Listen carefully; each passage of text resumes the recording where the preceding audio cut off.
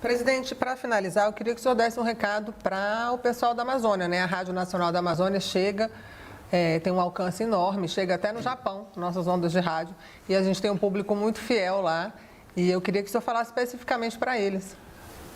Amazônia, né?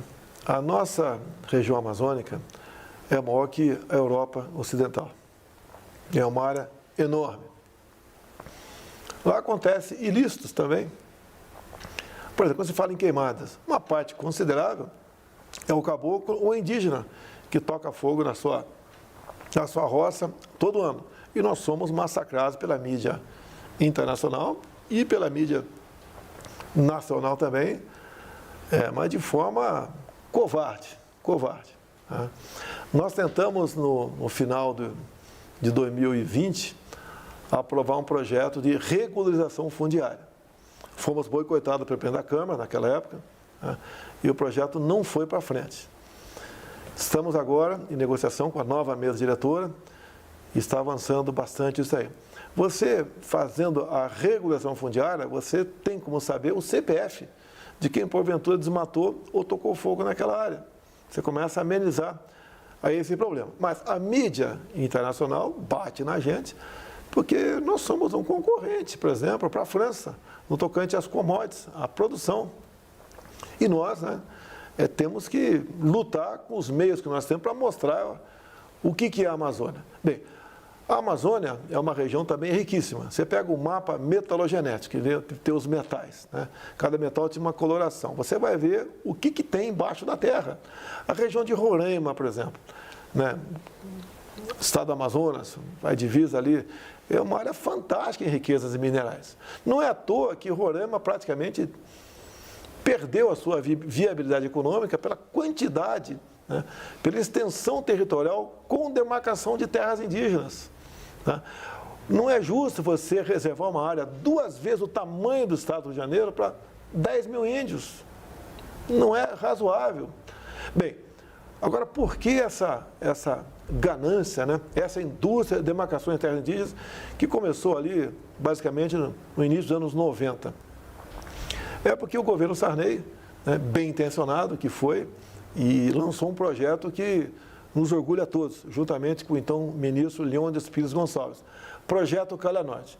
Era colocar pelotões de fronteira, né, na fronteira, obviamente, do Exército Brasileiro, com toda a infraestrutura, Caixa Econômica, Polícia Federal, IBAMA, FUNAI, para que você pudesse, então, a partir desses pelotões de fronteira, criar novas cidades, vivificar a fronteira. Bem, o mundo lá fora viu isso, não gostou.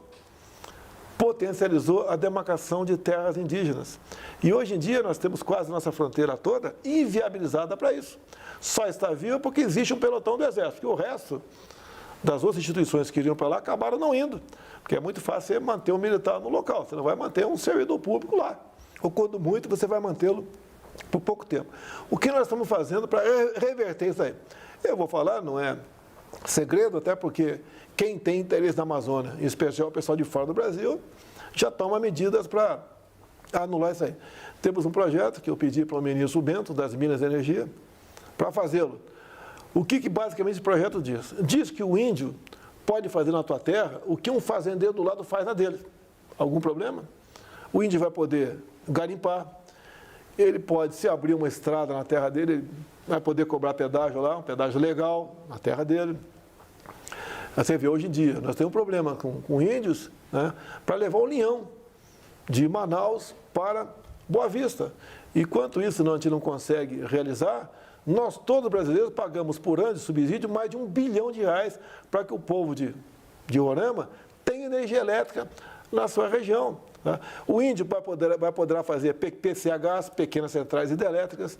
Os índios vão poder plantar na tua terra, como hoje em dia os parecis plantam lá em Mato Grosso, os baiqueris também plantam, os caiapós começaram a plantar, os yanomamis e os tucanos começaram a plantar também. É bastante pequena essa atividade, mas começaram, não tinham nada disso. Uma parte considerável dos índios me tem com uma pessoa de bem, estão vibrando com a possibilidade de aprovar esse projeto para dar dignidade a eles. O índio é igualzinho você, igualzinho eu. Não tem diferença entre nós. Agora, eles querem a liberdade, querem a dignidade. Você só dá por aí. Não fazer como os governos anteriores sempre fizeram, manter o índio num espaço aí delimitado, como se fosse um ser num jardim zoológico. É injusto você fazer isso com o índio. E tem índio que você conversa com ele, tá? Ele já está tão evoluído que é igualzinho de nós. Isso tem que chegar nas comunidades, nós estamos fazendo o possível para que isso aconteça. Nós temos hoje em dia um presidente da FUNAI, o Xavier, que é policial federal, que faz um trabalho excepcional nessa área. Você vê também, né, fora dos índios. Nós estamos distribuindo aqui títulos da reforma agrária. Em 2 anos de governo, nós distribuímos mais títulos que os últimos 20 anos. Você está dando liberdade, uma carta de euforia, né, ao pessoal que era escravizado pelo MST. Nós potencializamos a questão de armas do Brasil. Todas as ditaduras foram precedidas de campanha de desarmamento. Eu estou fazendo uma campanha de armamento. Você não vê mais o MST invadindo terra no Brasil. Imagina você, teu pai, teu avô, né? Tem uma propriedade grande e, de repente, você vê o MST invadindo, tocando fogo, matando a criação tua. Então, com as armas, nós conseguimos, em parte, conter isso.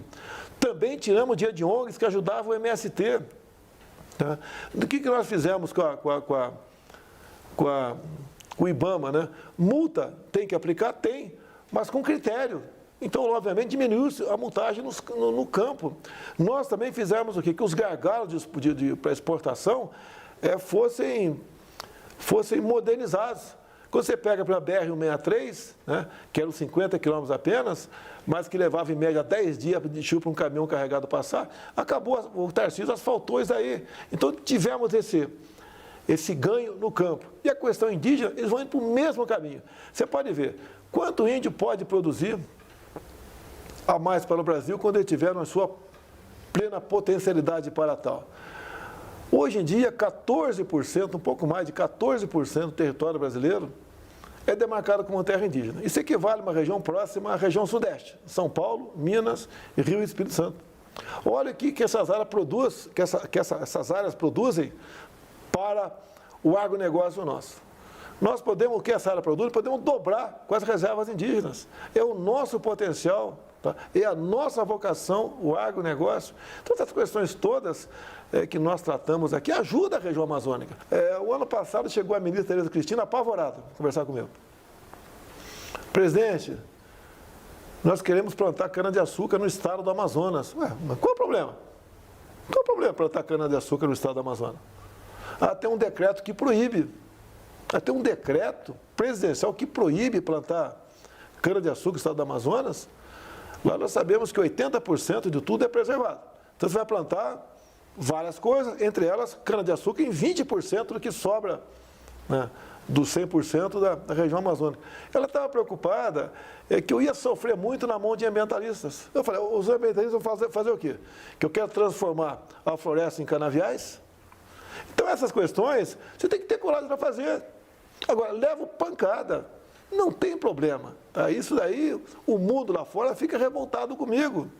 Agora, assinei o decreto, foi elogiado pelo presidente da Câmara, Assembleia Legislativa do Estado do Amazonas, o pessoal que produz também lá gostou da ideia, e agora nós podemos plantar cana-de-açúcar no estado do Amazonas. Olha que coisa ridícula!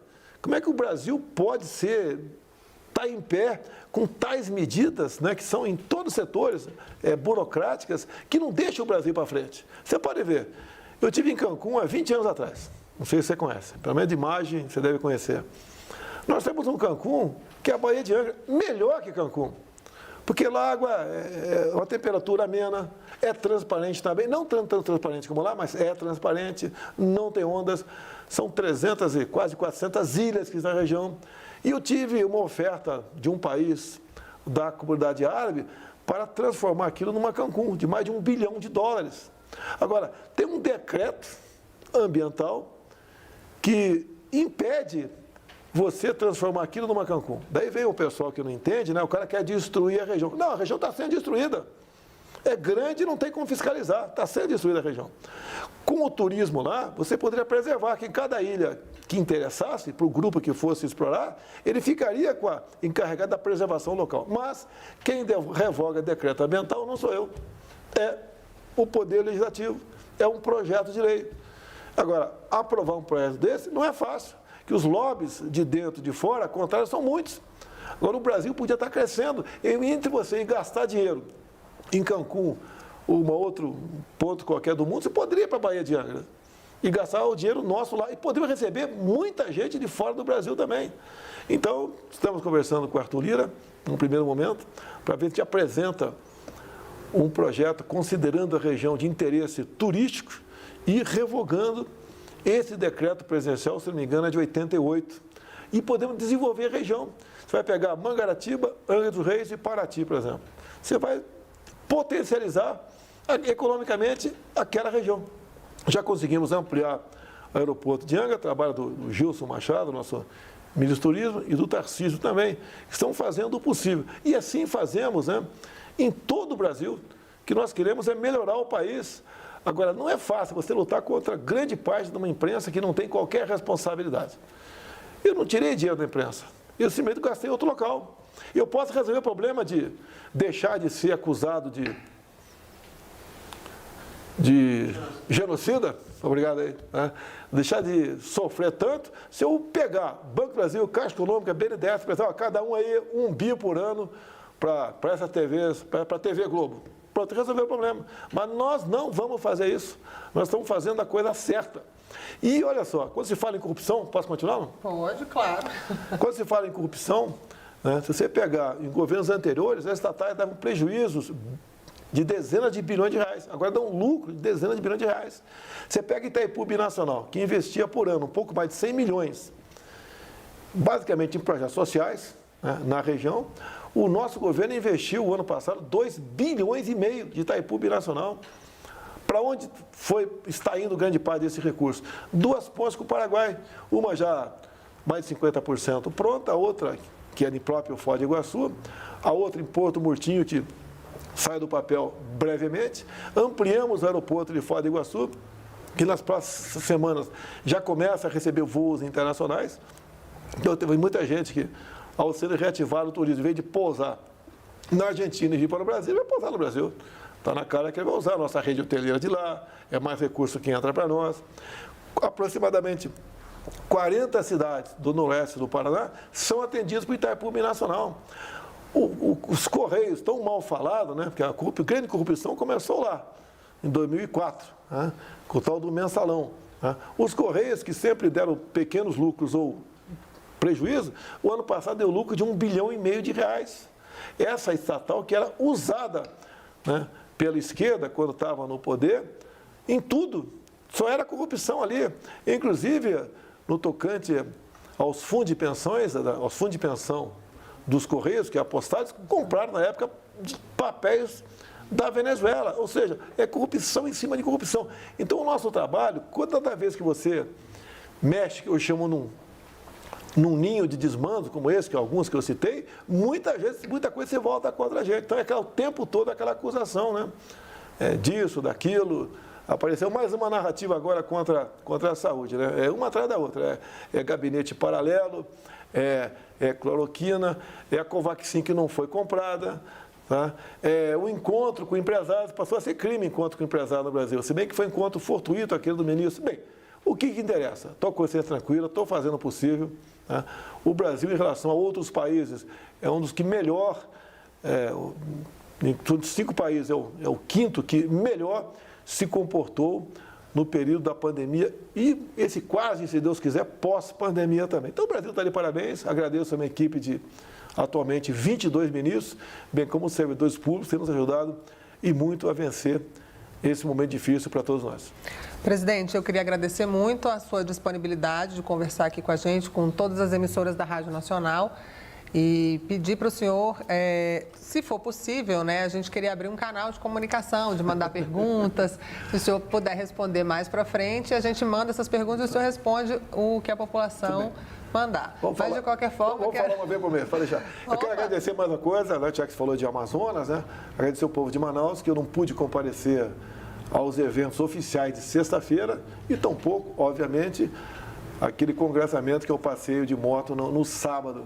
Mas ele acabou ocorrendo da mesma maneira. Eu quero agradecer ao grupo de motociclistas, ao povo de Manaus, ao meu amigo Coronel Menezes, que participou também dessa organização, e dizer que, se Deus quiser, né, no máximo em setembro nós estaremos em Manaus para esses eventos e para um passeio de motocicleta, se Deus quiser. Muito obrigada, presidente.